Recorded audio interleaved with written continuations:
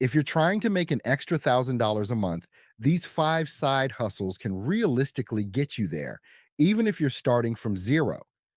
Most people think making money online is complicated, but the truth is, some of the simplest ideas are the ones that actually work. Let's get into it. First, freelance writing. Businesses are constantly looking for people to write simple content like blog posts, product descriptions, and emails. You don't need to be an expert. You just need to be clear and consistent. Many beginners start by making $100 to $300 and scale it up over time. Second, print on demand. This is where you create simple designs and upload them to websites that print and ship products for you. You don't need inventory. And once your design is up, it can generate passive income. Third, flipping items online.